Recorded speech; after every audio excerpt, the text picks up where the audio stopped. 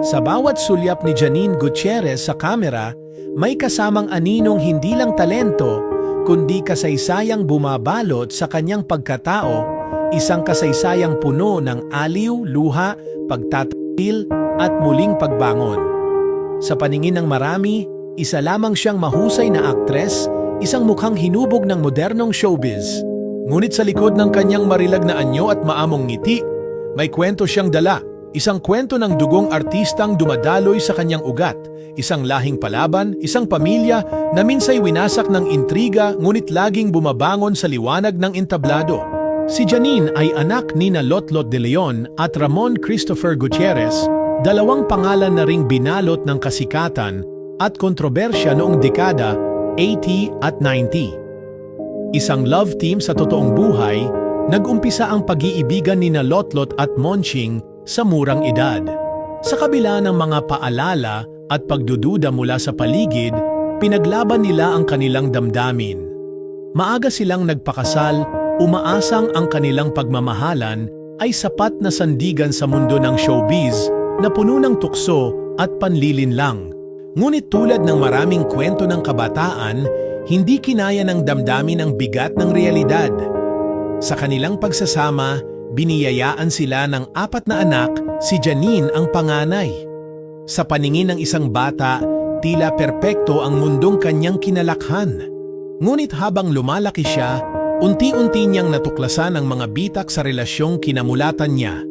Sa kabila ng mga pagtatangkang ayusin ang pagsasama, nauwi rin sa hiwalayan ang kanyang mga magulang. Masakit, tahimik, ngunit dignified, walang sigawan, walang iskandalo. Isang tahimik na pamamaalam sa isang pag-ibig na minsang naging matatag. Ang ina ni Janine na si Lotlot ay ampon ng dalawang higante ng pelikulang Pilipino, si Nora Aunor at Christopher De Leon. Isang superstar, isang drama king. Sina Nora at Boyet, tulad ni Lotlot at Monching, ay minsang sumumpa ng pag-ibig sa isa't isa. Ngunit ang kanilang relasyon ay sinubok ng panahon, ng karera, ng mga lihim, at ng mga kasinungalingang unti-unting sumira sa pundasyon ng kanilang pamilya. Si Lotlot, bagamat ampon, ay itinuturing na tunay na anak. Ngunit hindi maiiwasang maramdaman ang distansya sa isang pamilyang laging nasa mata ng publiko. Lumaki siyang lumalaban, hindi lamang para sa pansin, kundi para sa lugar sa puso ng kanyang mga magulang. Sa panig naman ng kanyang ama, dugong showbiz din ang dumadaloy. Ang ama ni Ramon Christopher ay si Eddie Gutierrez, isa sa pinakasikat na leading men ng kanyang panahon. Si Eddie ay hindi lang isang bituin, kundi isang patriarkang nakilala sa dami ng kanyang naging anak sa iba't ibang babae. Isa sa mga pinakakilalang asawa ni Eddie ay si Pilita Corrales, ang Asia's Queen of Songs. Si Pilita, isang babaeng matapang at mapagmahal, ay kilala hindi lang sa kanyang tinig, kundi sa kanyang paninindigang buuin ang kanyang pamilya sa gitna ng gulo at intriga. Si Monching, ang ama ni Janine, ay anak nila Pilita at Eddie. Isang batang lumaki sa mga eksenang minsan ay puno ng pagmamahalan, minsan ay puno ng tanong.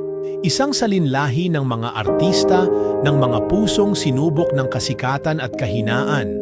Lahat sila ay may pinanggalingang sugat.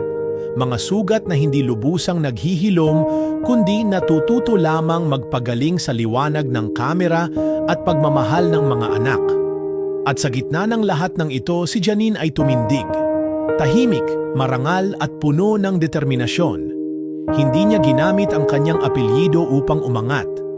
Pinatunayan niyang kaya niyang tumayo sa sariling pangalan. Sa bawat papel na ginagampanan niya, tila ibinubuhos niya ang buong emosyon ng isang babaeng saksi sa pagbagsak at muling pagbangon ng kanyang pamilya. Hindi madali ang kanyang pinagmulan.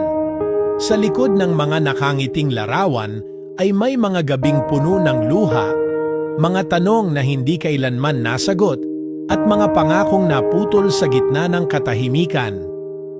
Ngunit sa kabila ng lahat, si Janine ay nanatiling matatag. Ginamit niya ang kanyang pinanggalingan hindi bilang pasanin, kundi bilang inspirasyon.